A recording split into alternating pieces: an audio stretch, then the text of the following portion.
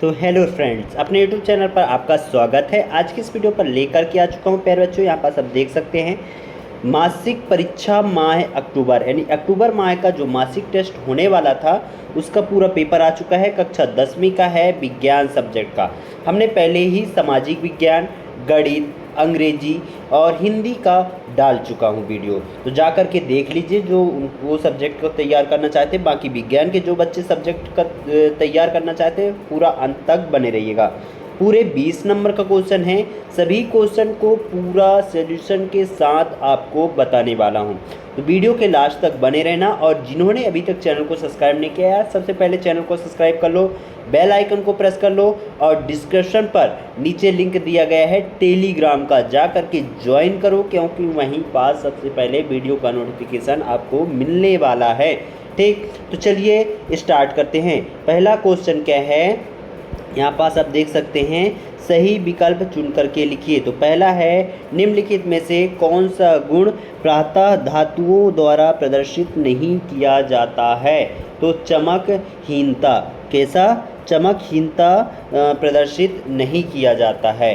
ठीक, फिर वायु में अधिक समय तक खुले छोड़े जाने पर चांदी की वस्तुएं काली पड़ जाती है, यह निम्नलिखित से बनने के कारण होती है। तो कौन सा धातु मिला रहता है तो ऐसा होता है? सिल्वर सल्फाइड मिला होता है, इसलिए काली पड़ जाती है। ठीक ना। फिर अगला क्वेश्चन क्या है, खाना बनाते समय यदि बर्तन की तली बाहर से काली हो रही है तो इसका मतलब क्या हो रहा है? तो भोजन पूरी तरह नहीं पका है, ईंधन पूरी तरह से नहीं जल रहा है, ईंधन आर्द्र है, या ईंधन पूरी तरह से जल रहा है। यानी ईंधन पूरी तरह से नहीं जल रहा है, ये वाला करेक्ट ऑप्शन होगा। ठीक, फिर अगला क्या है, समावयवी के यौगिक के लिए कौन सा कथन सही नहीं है? इसका आंसर मैं वीडियो के लास्ट में बताऊंगा। अभी जितने क्वेश्चन के आंसर बता दिए हैं उनको आप अच्छे से तैयार कर लो। ठीक है बच्चों। फिर यहाँ पास देखो, क्वेश्चन क्रमांक दूसरा क्या है, रिक्त स्थानों की पूर्ति कीजिए। तो पहला क्वेश्चन क्या है, यदि परागण कणों का स्थानांतरण उसी पुष्प के वार्तिका पर होती है तो यह प्रक्रिया खालिस्तान कहलाती है। तो यह प्रक्रिया क्या कहलाती है? स्वपरागण। क्या कहलाती है? स्वपरागण कहलाती है। जब पुष्पक के पुंकेसर अथवा स्त्रीकेशन में कोई एक जननांग उपस्थित होता है तो पुष्प खालिस्तान कहलाते हैं। तो एक लिंगी कहलाते हैं। क्या कहलाते हैं? एक लिंगी कहलाते हैं। ठीक, फिर अगला क्वेश्चन यहाँ पास देखिए, भ्रूण को माँ के रुधिर से पोषण खालिस्तान नामक संरचना से प्राप्त होती है। तो इसका आंसर होगा, क्या होगा? गबीनाल या प्लेटीमेटा से होगा। ठीक ना। किससे? प्लेटीमेटा।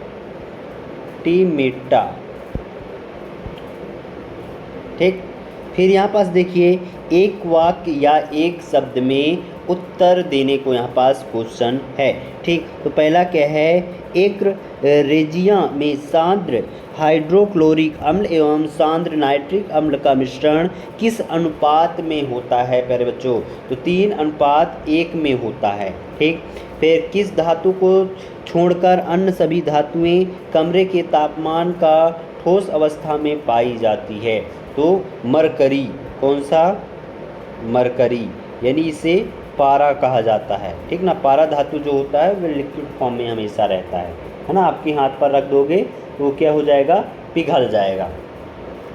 फिर यहाँ पास देखिए, अगला क्वेश्चन क्या है, यहाँ पास ये बहुत ही महत्वपूर्ण क्वेश्चन है, इनके आंसर बताऊंगा। भौतिक गुण धर्मों के आधार पर धातु एवं अधातुओं में दो अंतर लिखना है। यानी भौतिक गुण, जो भौतिक गुण होता है और एक रासायनिक गुण होता है। भौतिक गुण यानी वो जो भौतिक रूप से प्राप्त होती है, रासायनिक यानी केमिकल वगैरह।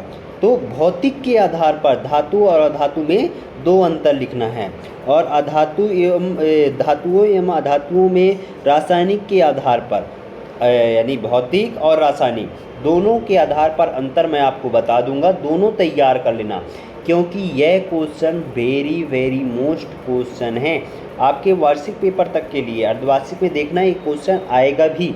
ठीक। फिर एक ये क्वेश्चन, साबुन एवं अपमार्जक में कोई दो अंतर लिखिए। यह 2 नंबर का क्वेश्चन है, अति महत्वपूर्ण है, अच्छे से तैयार कर लेना। समावयवता से आप क्या समझते हैं? ये भी क्वेश्चन महत्वपूर्ण है, इनके आंसर मैं बताऊंगा। पहले क्वेश्चन देख लेते हैं, फिर आंसर अच्छे से तैयार करवा दूंगा। ठीक। अगला है प्लेटेनिया पुनरुद्ध भवन की प्रक्रिया का चित्र सहित व्याख्या करना है, और इसके अथवा में है बायोफिल्म की पत्तियों द्वारा प्रजनन किस प्रकार होता है, स्पष्ट कीजिए। 3 नंबर का क्वेश्चन है, बहुत ही महत्वपूर्ण क्वेश्चन था प्यारे बच्चों। यहाँ पास देखो अगला क्वेश्चन, अलैंगिक एवं लैंगिक जनन में 4 अंतर स्पष्ट कीजिए। 4 नंबर का क्वेश्चन है, बहुत ही महत्वपूर्ण है, लैंगिक और अलैंगिक जनन। यह अक्सर पूछे जाने वाला क्वेश्चन है। 4 नंबर आपको वार्षिक में भी देके जाएगा यदि आप अच्छे से तैयार करके जाते हो। इसके अथवा वाला क्वेश्चन को भी आप अच्छे से तैयार कर लेना। ठीक। तो इनका आंसर चलिए देख लेते हैं। ठीक। तो प्यारे बच्चों यहाँ पास आप देख सकते हैं क्वेश्चन क्रमांक 4 का उत्तर भौतिक के आधार पर यहाँ पास अंतर दिया गया है, 1 2 3 अंतर दी गई है, और ये रासायनिक के आधार पर जो आपको याद हो उसको आप अच्छे से तैयार कर लेना। 3 अंतर यहाँ पास मैंने आपको बता दिए हैं, इसको आप अच्छे से तैयार करके जाना।